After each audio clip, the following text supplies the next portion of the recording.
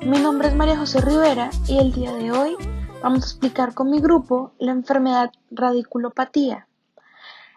Para iniciar voy a hablar un poco sobre la historia de esta. La verdad no hay un punto de origen fijo donde provenga esta enfermedad. Muchos hablan de factores genéticos, degenerativos, bioquímicos y hasta traumáticos.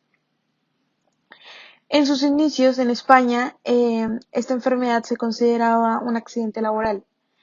Esto debido a que los trabajadores se referían a altos niveles de estrés y baja satisfacción en sus trabajos.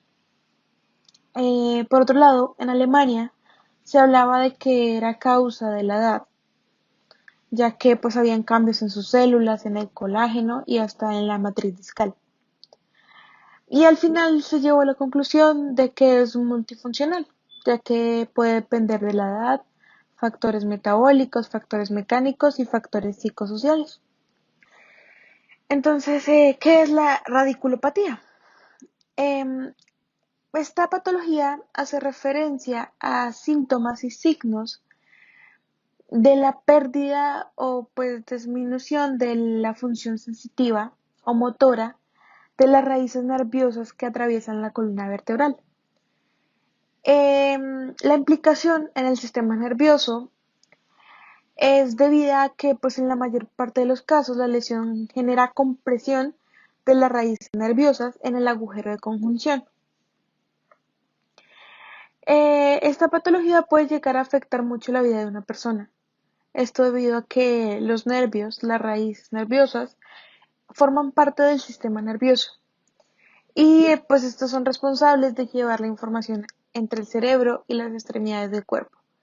Información como la sensibilidad, la fuerza, el movimiento. Esta enfermedad puede tener posibles complicaciones, ya que con el tiempo un nervio irritado e inflamado puede dañarse y si no se informa y se trata a tiempo puede ocasionar entumecimientos o debilidades a largo plazo o permanentes. Esta patología es la causa más frecuente de consulta en todos dolores neuropáticos, pero sin embargo tiene altos valores cuando se habla del pronóstico, ya que el 60% de los casos se resuelven en los primeros 3 meses. El 30% se convierte en un dolor crónico que se soluciona a más tardar en un año. Y el 10% restante se va a solucionar a más largo plazo y conlleva terapia. Buenos días, mi nombre es Paula Porras y yo les voy a presentar la prevención y cómo se produce esta enfermedad. Una radioculopatía es causada por compresión, inflamación y o lesión de una raíz de nervio espinal en la zona baja de la espalda. Las causas de este tipo de dolor en orden de prevalencia incluyen hernia de disco con compresión de nervio, que es por lejos la causa más común de la radioculopatía. La estenosis foraminal, que es el estrechamiento del agujero a través del cual sale el nervio espinal debido a la artritis. Es más común en los adultos mayores. La diabetes, las lesiones en la raíz nerviosa y el tejido cicatrizal de una cirugía previa en la columna vertebral, que está afectando a la raíz del nervio. El dolor de tipo radiocular se inicia a nivel de la columna. Este puede a la vez irritarse al toser, estornudar, por contracción de músculos abdominales o simplemente al sentarse o ponerse de pie. El dolor tiende a aumentar en aquellas posturas en las cuales los nervios o raíces se estiran. Por ejemplo, a nivel cervical, el dolor se irrita al girar la cabeza hacia el lado afectado. Los mecanismos de lesión de las raíces nerviosas pueden ser mecánicos y no mecánicos. Dentro de los primeros, la compresión produce una disminución en el aporte sanguíneo y por lo tanto del aporte nutricional en pocos segundos diversos. Existen varios ejercicios para la prevención de esta enfermedad. Uno de ellos es el fortalecimiento de la musculatura abdominal. Consiste en que una persona que esté acostada boca arriba, flexionando las piernas, lleve los brazos a la nuca y eleve ligeramente la cabeza y los hombros del suelo hasta notar la contracción del vientre. Otro es el fortalecimiento de la musculatura glútea, que consiste en que también una persona que esté acostada boca arriba flexione las piernas, eleve ligeramente las caderas del suelo hasta notar la contracción de los glúteos. Otro es el fortalecimiento de la musculatura extensora de la columna, que es que una persona que esté acostada boca abajo eleve ligeramente el tronco del suelo. Y por último se encuentra el estiramiento lumbar, que es una persona que esté acostada en el suelo, extienda las piernas y eleve la rodilla derecha hasta el levantar el pecho y mantener el estiramiento. Esto se repite con la otra pierna y se lleva las piernas para finalizar juntas al pecho. Hola, soy Natalia Holmes y vengo a explicarles sobre los tipos de radiculopatías y sus síntomas. ¿Qué tipos de radiculopatías hay? Debido a la cantidad de filamentos nerviosos que componen la médula espinal y las lesiones que se desarrollan por el atrapamiento o lesión de las raíces nerviosas, es demasiado difícil definir los tipos de radiculopatías estándar, pero podemos clasificar estas en 3 grandes subgrupos, los cuales son: la primera, radiculopatía cervical. Estas son localizadas en los segmentos altos de la columna vertebral y a esta zona se le conoce como sección cervical. La zona más afectada suele estar comprendida entre C5-C6 y C6-C7. En C5-C6, cuando ocurre una hernia de disco en esta zona, puede ocasionar debilidad en los bíceps y en los músculos extensores de la muñeca. El entumecimiento y el hormigueo junto con el dolor pueden irradiar hacia el lado del pulgar de las manos. Y en C6-C7, una hernia de disco en esta área puede causar debilidad en los tríceps y en los músculos extensores de los dedos.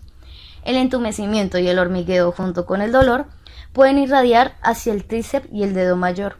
Por lo general, el espectro social más vulnerable a esta lesión es el comprendido entre varones de 50 años. Segundo, radiculopatía lumbar. En este supuesto, la zona más dañada es la comprendida entre L4, L5 y L5-S1. El segmento L4-L5 son las vértebras más bajas de la columna lumbar y junto con el disco adjunto, las articulaciones, los nervios y los tejidos blandos proporcionan una variedad de funciones que incluyen ser soporte de la parte superior del cuerpo y permite el movimiento en múltiples direcciones. La base de la columna está compuesta por el intricado segmento vertebral L5-S1. Y aquí contienen varios componentes interconectados que cualquiera puede causar dolor lumbar o dolor de piernas. El mecanismo más recurrente en la radiculopatía lumbar es el estrechamiento y comprensión nerviosa. La forma de expresión más común de este tipo de radiculopatías es la ciática y la pseudociática, con las mismas sintomatologías. Y la tercera subdivisión abarca el resto de posibles lesiones en segmentos no tan propensos a sufrir radiculopatías, pero que en caso de aparecer también derivarían en daños nerviosos. Síntomas. Las señales más evidentes son las comunes del sistema nervioso, como lo son el dolor, la sensación de hormigueo o cosquilleo, debilidad o falta de fuerza, parestesia o insensibilidad. Si no sabes qué es la parestesia es la sensación de hormigueo o pinchazos, generalmente temporal, que suele producirse en brazos, manos, piernas o pies. Debido a que estamos hablando de una lesión del sistema nervioso, estos síntomas pueden presentarse más proximales a la columna vertebral o, por decirlo de otro modo, a su punto de origen, o por lo contrario, hacerse más visibles de forma irradiada en zonas más distales. Este fenómeno es debido a que, dependiendo del ángulo y la cuantía de la comprensión, se verá afectado un nervio u otro.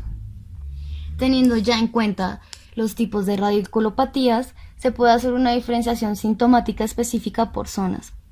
En la radiculopatía cervical, la zona afectada es el cuello y miembros superiores, como son el hombro, codo y mano, por lo que los síntomas de dolor, hormigueo, debilidad, bloqueo se verán reflejadas en este segmento. El dolor puede comenzar en el cuello y viajar hasta el hombro y de ahí al brazo hasta la mano. También se verá un claro deterioro del valor de los reflejos normales en las extremidades superiores. También los espasmos musculares y cambios de postura en respuesta a la lesión se verán presentes. Y la tendencia a querer mantener el brazo doblado por el codo o por encima de la cabeza para mantener la tensión sobre el nervio.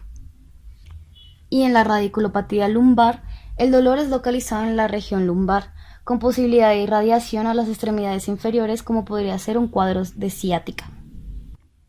Se presentan síntomas lumbares, espasmos paravertebral lumbar, dolor, disestesias o parestesias en región glútea, parte posterior del muslo, pierna y borde externo del pie. Buenos días, mi nombre es Ana María Suárez y presentaré los exámenes diagnósticos sobre la radiculopatía. El estudio de electrodiagnóstico en pacientes con sospecha de radiculopatía son radiculopatía clínicamente evidente pero con resonancia magnética irrelevante. Son los casos de radiculopatía diabética o inflamatoria como el herpes zóster. En estos casos, la electromiografía o EMG de aguja es el único método para confirmar el diagnóstico. El segundo sería la discrepancia entre los hallazgos clínicos y la resonancia magnética. Casos en los que el hallazgo de las imágenes no explica los síntomas del paciente, la electromiografía puede no solo aclarar el cuadro, sino evitar una cirugía innecesaria. El tercero sería cuando la imposibilidad de diferenciar clínicamente la radiculopatía de otros compromisos regionales como la plexopatía o mononeopatía. Y el último sería cuando el recurso de imágenes diagnósticas, ya sea la resonancia magnética o el TAC, que es una tomografía axial computarizada, no es asequible. Hay que considerar que la resonancia magnética es un examen de tipo estructural, mientras que la electromiografía es funcional. De igual manera, la sensibilidad de la resonancia magnética identifica anormalidades importantes en un 33% a 52% de individuos asintomáticos, de los cuales son llevados a cirugías innecesarias. Etiologías como la radiculopatía diabética, inflamatoria o paraneoplásica escapan al gran escrutinio de las imágenes.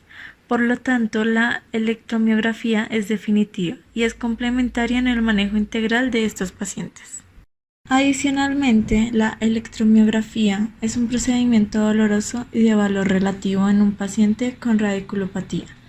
Contrasta con la altísima definición y sensibilidad que ha alcanzado la resonancia magnética. De igual manera, nos brindarán información sobre la severidad y cronicidad del evento.